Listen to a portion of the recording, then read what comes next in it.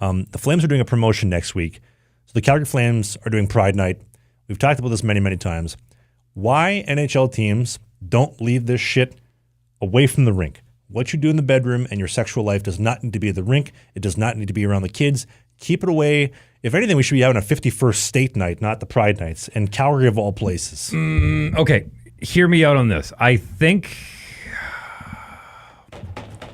I'm going to try and say this as... It's a hard one to defend. No. It's not a matter of defending it, but I'm going to try and explain it to you the same way that they present Punjabi Night in Canada. Oh, boy. It's because... No. Hear me out. Okay.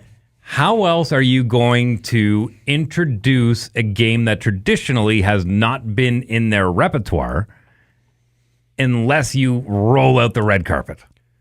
The same thing they did with Punjabi Night. There are people that are coming into this country that don't speak the language, right? Mm-hmm. But they would really like to introduce them to hockey because here's a whole bunch of people that are going to come in.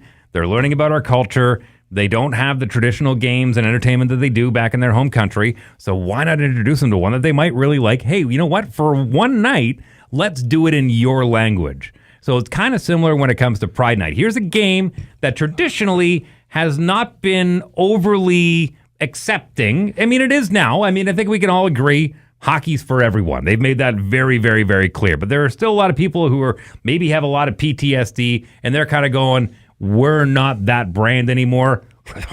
Let's roll out the red carpet for you. Come on in. I think people in Canada are just tired of the unchecked immigration and having all these refugees that are criminals and thugs and that are completely unchecked coming in. Not all of them are. Not all of them. Not all of them are. When you look at the crime rates going up, all the carjackings in Toronto, I think people are just tired of this. And I think another thing that bothers a lot of people, myself included, if you come to Canada from wherever you came from, I'm assuming you're coming here because the place you're in before was a dump. If you're coming from that dump, don't bring that way of life over here. Come and embrace our way of life. The same way when I went to Sweden, I don't tell them no more meatballs. I go and embrace Swedish culture. Right, which I think is why they do nights like Punjabi Night in Canada, to be like, to be like, hey, welcome. Here's a bit of our culture. Please come and enjoy and see why we love it so much. We want you to love it as much as we do. And plus, the NHL loves it. All these teams are like, maybe we can sell some more merch. Maybe we can be sold out on a regular basis. Maybe here is an untapped market that we're not appealing to quite yet. And how do we do that? Thump. Roll out that red carpet. Well, that's 100% a conversation they're having in the marketing department. But the problem is the marketing department is these people that are coming straight out of university, which is an indoctrination center. And at no point do they talk about, let's say, Bud Light, where they said, we're going to alienate 95% of our demographic by saying we don't want to sell our beer to people that are frat boys in university, white, or that love to drink on weekends. Okay, but the NHL's not doing that. They're not trying to shut out their existing market. They're just trying to add to it. True, but I think that market, that is your typical majority NHL demographic, is tired of the rainbows. They're tired of all the unchecked immigration. Sure, I get that, but I can understand where you're coming from. But if they did it every single night, I think I could maybe get on board. But if they do one night out of the year, I don't think you're putting that average fan out.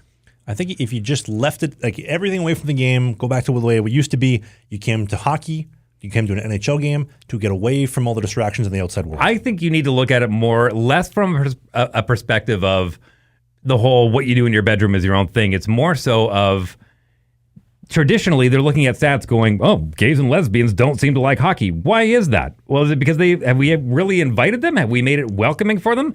Why don't we see if we put out a big call saying, hey, it's your night, we're going to be kind of more focused towards you guys, I guess. Like, I mean, like the hockey's going to be the same, but maybe some of our promotions, maybe they can grab a handful of them. I mean, the fact that bowling is still doing more numbers in the NHL is... In the U.S. Sure. Absolutely. Not in Canada. It is, well, nobody really watches bowling in Canada, but in the U.S., it further shows that what they're doing is not working.